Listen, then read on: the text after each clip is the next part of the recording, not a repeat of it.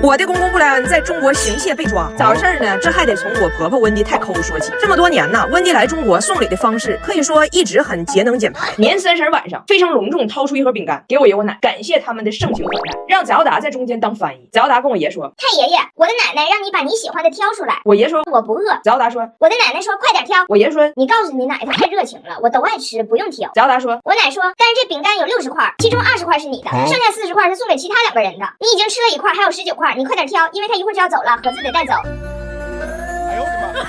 布莱恩呢完全不一样，温迪抠门，他大方。温迪来了中国4回，第一次来之前换了1万块钱人民币，到现在还剩9800，都让他藏起来了。然而日防夜防，家贼难防，被布莱恩发现了，给偷了。我发现这事儿了，布莱恩让我别说。然后我们在铁岭过年，布莱恩看放鞭炮真热闹，真好看，就跟我说，今年咱家放鞭炮全我请。然后怒买了1400块钱的鞭炮和礼花，晚上我们出去放，温迪乐呵搁那看。我说温迪，这大烟花多好看。温迪说好看是好看，但是我跟你说哈，我非常不理解那些花钱买烟花放给别人看的人脑袋得多大。你看我往这一站，整个小区鞭炮烟花尽收眼底，我看俩点了。我问你，我花钱了吗？我花1块钱了吗？布莱恩说他没有，他花了1400。这两口子性格反差可太大。我婆婆来中国这么多回，因为语言不通，融入性极差。布莱恩不一样，他融入不需要语言就硬融入。最好笑的是，有一天我们在家吃饭，我爸新买的毛衣他扎得慌，我爸就给脱了。然后我爸跟我爷说，让我爷随便找个衣服借他穿一会儿。布莱恩看着我爸突然脱衣服，问大胖媳妇儿这是什么习俗啊？大胖媳妇儿也是瞎解释，跟他爸说，反正每年喝酒就喝到这个量的时候，都有这么个仪式，固定节目，大概表达的就是脱衣为盟，今晚必须喝透。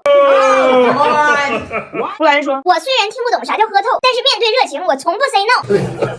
哦，Yeah baby。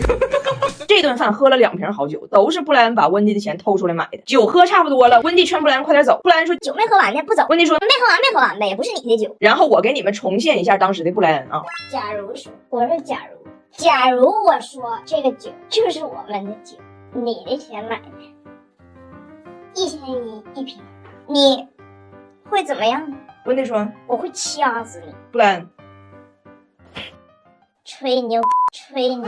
但是啊，布莱恩的大姐在后边。该说不说，人布莱恩心态是真年轻，融入啥都快，我真羡慕。我想年轻还得靠雅诗兰黛白金6D 黑钻眼霜，带娃操心，眼部保养要到位，配合血丝按摩棒抚平眼周纹路，眼睑往上提，泪沟也照顾到，独家专利色提因，眼周轻松坐上逆龄时光机。布莱恩和温迪马上要离开铁岭了。其实温迪心底还是个很善良的人，他发现我爷现在腿脚特别不方便，想走之前送一个轮椅给我爷，就跟布莱恩去轮椅店了，看上一个挺好的。温迪说要不就这个吧。布莱恩说咱们钱够吗？温迪说我一直没敢告诉你，我手里其实有钱。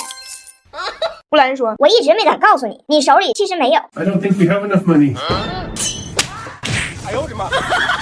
爷爷，你胆子挺大呀。温迪呀还是走了，因为他老头布莱恩要做个手术。但是温迪这次来呢，他压根就不想走，就想留着给我带孩子。我还给他发工资了。我说这是你温迪作为艺人的应得片酬。温迪还问我，你说我这个艺人，我到底做了什么，让大家觉得我就如此特别？我说你这个艺人，你什么都不要做，你就做你自己，做你自己。所以人温迪在这又当奶奶又当艺人，非常爽。布莱恩说，那我要做手术了，你不觉得你应该回来照顾我吗？温迪也舍不得走，布莱恩就逼着温迪让他背诵婚礼誓词。温迪搁那儿，不管贫穷富有，不管健康疾病，我都对你不离不弃。布莱恩说，那你赶紧回来呀。温迪说，我现在在境外，我不属于基督教管辖区。布莱恩说，你在哪儿关于婚姻的理解也大差不差吧？那你告诉我，在婚姻中一方有难，另一方到底应该怎么做？中国人怎么说？温迪问我爸，我爸说，夫妻本是同林鸟，大难临头各自飞。温迪问大胖媳妇咋翻译，大胖媳妇说 Marriage is two birds, one die, one fly。但是温迪最后还是遵守了关于婚姻的诺言，回去了。温迪走之后，我们家每一个人都有不一样的反应。翟奥达就是难过伤心，张拿铁呢也装伤心。翟奥达的伤心久久不能平复，张拿铁的伤心全是人情世故。对张拿铁来说，他最解脱的事儿是他终于可以不拥抱了。温迪在的时候，见面就拥抱，分开还拥抱，下楼买个西红柿，手上起个刀枪刺都得抱，给我爸抱的。我爸跟张拿铁说，你说你奶是不是开出版社呀？那都不是日报，是晨报加晚报。他去趟北京三里屯逛一天，我以为今天不报了，结果晚上6点横穿北京城，回到家给我一个都市晚报。都市晚报不是不报，时辰未到这么个人。那温迪在的时候，张拿铁也得配合他，一报还一报的。现在温迪走了，那张拿铁可扯不了这个。咱俩晚上走了，拜拜，拜拜。哎呀，拜拜走的，哎，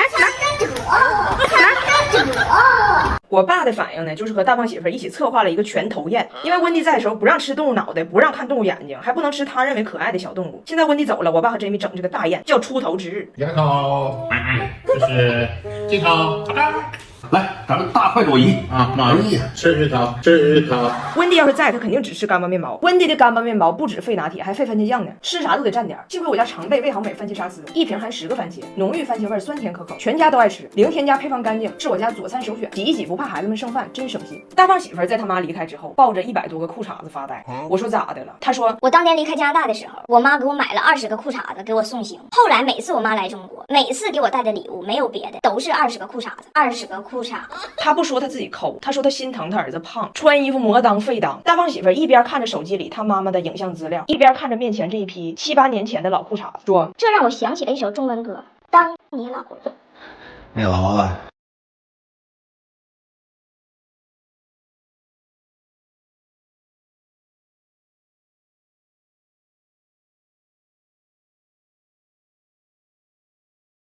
这外国人学汉语吧，还真得加点巧子。光凭热情容易挨打。大胖媳妇因为跟我爸学了一句汉语，觉得学到了就要多用，结果把人家搬家公司给骂了，差点挨顿刑。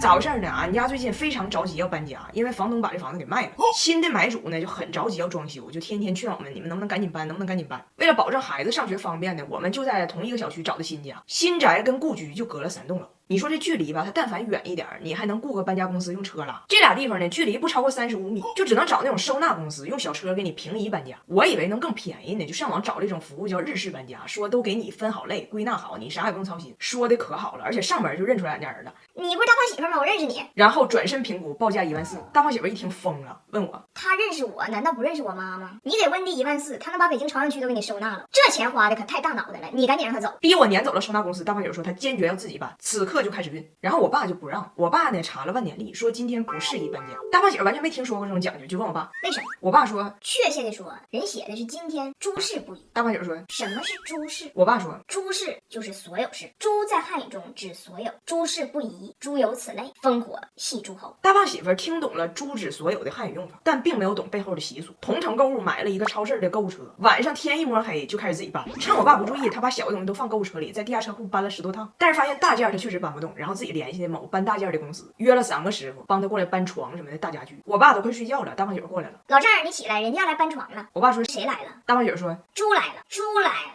猪来了，谁来了？猪来了，猪来了，猪来了，猪干什么？我爸莫名其妙被他薅起来陪猪一起搬家。我说你用我爸可以，但马上过年了，得犒劳老爷子，还血糖不稳，忌口和营养不均。你送一堆不如送一杯伊利新活舒糖奶粉，这一杯富含16种营养，低 GI 零蔗糖，葛根、黄精这类中式养生食材，适合要控糖的中老年。这叫送的贵不如送的对。人小区都有认识我们的，非常尴尬。我爸就陪着大胖媳妇连着孩子就这么一趟一趟搬的。然后我爸对今天搬家这事儿呢，就还是不是很舒服，路上就跟大胖媳妇叨叨，就不应该今天搬。大胖媳妇呢有她的小心机，她就生怕我万一脑袋进水，同意哪个收纳公司了呢，花那大脑袋钱，所以就想赶紧把这活干完，让日式收纳无机可乘。我爸呢就老在他旁边阻挠，大胖媳妇一个着急，叭叭放车里。我爸还说呢，根本不差这一天，你咋不听话呢？明天是个好日子。大胖媳妇想起来，想制服他老丈人，让他别说话，那就只有这一个招了，上来把我爸又亲一口，强吻，跟我爸说，你说的这些猪听不懂，猪听不懂。